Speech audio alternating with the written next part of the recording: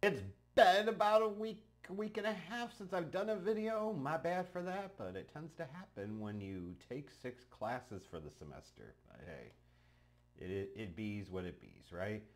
We're about 2 months away from the 2024 NFL mock draft. Combine, I believe, is coming up, so perfect time to kind of reset everything and do a mock draft. I did not put a ton of additional effort into this go round, meaning it's only one round, meaning I did not project any trades.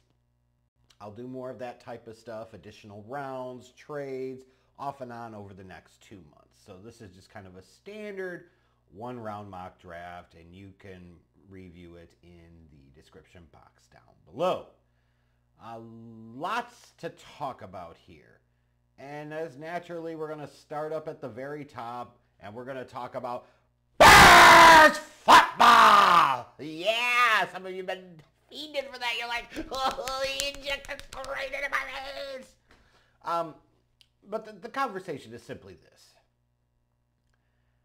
The Chicago Bears have a fortunate opportunity, a gift, for the current general manager to be able to choose his own quarterback, and to be able to do that at pick number 1, where he didn't have to give up any additional assets to do so. He may forsake opportunities to get a haul in terms of draft capital in order to do so, but nonetheless he's there. It'd be incredibly hard for Ryan Poles, the Bears general manager, as he's switching back and forth between smashing ding-dongs and Twinkies, to pass on this opportunity. You certainly have a loud, vocal minority of Bears fans that want Justin Fields to stay. You certainly have a loud, vocal majority of Bears fans that want to see this team move on. No disrespect or bad will towards Justin Fields, but it's time. Here's the reality. If you're in Ryan Poles' shoes, what are you going to do? Are you going to continue to tie yourself to the quarterback from a previous regime that has won nothing in 3 years in Chicago? Or are you going to potentially buy yourself additional job security by getting your own guy? Like, put all the other bullshit aside. That's, to me, what the decision comes down to. It's not about feelings. It's just about logic at this point.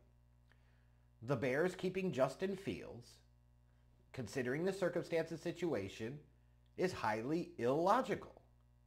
Unless you are of the opinion that it's really stupid for a general manager and head coach that could potentially both be lame ducks to pick a quarterback and basically doing the same shit all over again, just like you did with Justin Fields, just like you did with Mitchell Trubisky, just like you did with Rex Grossman.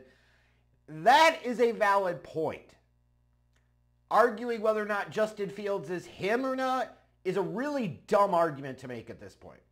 It just is. Logically, it just is.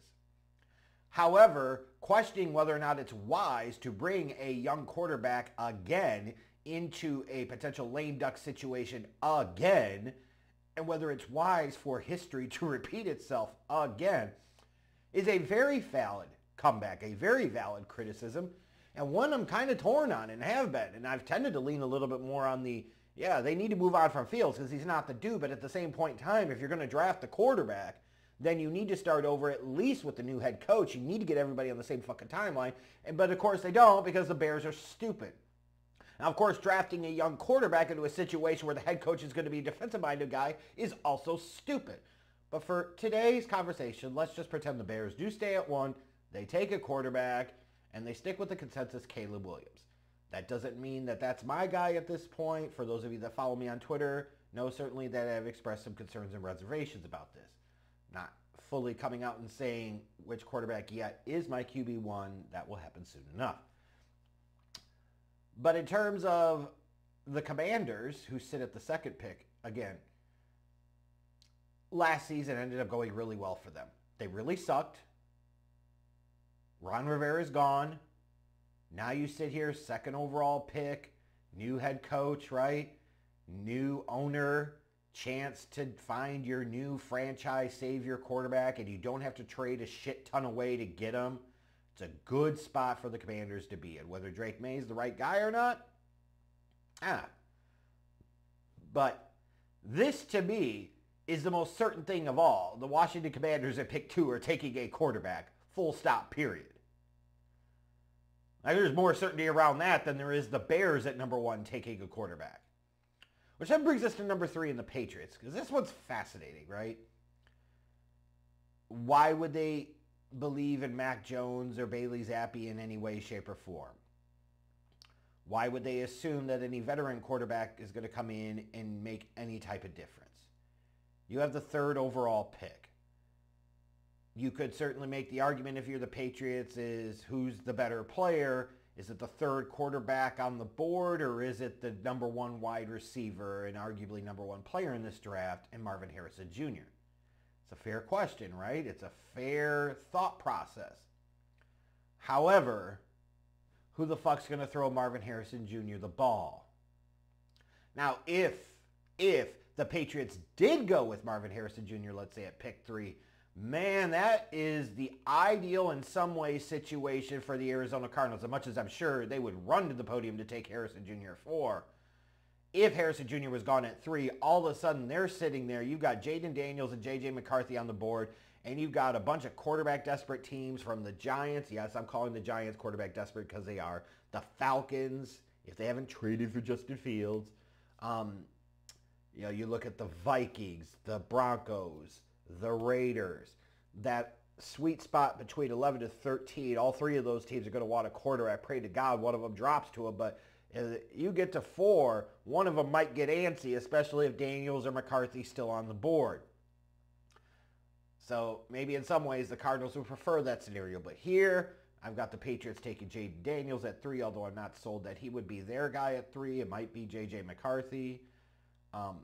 Nonetheless, they take him at 3, and then the Cardinals sprint up to the podium to take Marvin Harrison Jr. at 4. One thing that stands out to you certainly as you look at my mock draft is just how heavy this top half, or this top 10, 11 is on offensive players. 10 of the first 11 players taken are on the offensive side of the ball. And that's reflective of where the talent is in this draft, frankly. Now, if I'm the Chargers, you're bringing in Harbaugh. I'm torn on the Brock Bowers piece because he is, a special talent, certainly, as a tight end. However, is a tight end really worth a top 5 pick? And would he be deployed in such a way in Jim Harbaugh's offense to justify that positioning? It's a fair question, right? Especially if you still have Keenan Allen, especially if you still have Mike Williams, especially if you still have Austin Eckler catching a bunch of passes out of the backfield. It's fair to question, would you get full value out of him? It's not the same as, let's say, the Bears taking Malik Nabers at 9. The Bears drafting somebody like Caleb Williams and then bringing in a Malik Nabers. Now you've got DJ Moore, Malik Nabers, Cole Kmet. There are potentially enough footballs to go around. Perhaps, right? I question with the Chargers taking Bowers at 5 whether there would be enough footballs to go around. But they might have to make do, or they might take an offensive tackle.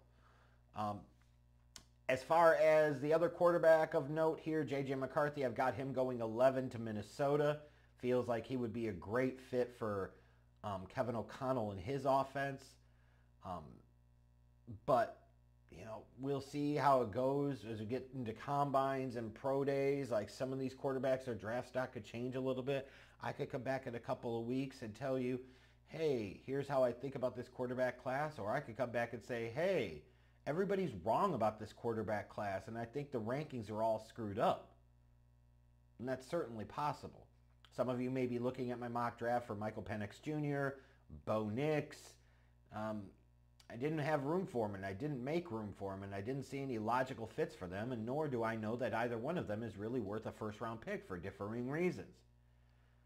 But anyways, you can take a look at my mock draft. Let me know what you think. We got about 2 months to go, so buckle up, bitches. It's going to be a bumpy ride. And once again, sits at the top. This is not the place you want to be sitting at the top, but it's better to be first than last, than in something at least. It all starts, begins, and ends this draft with Bears football!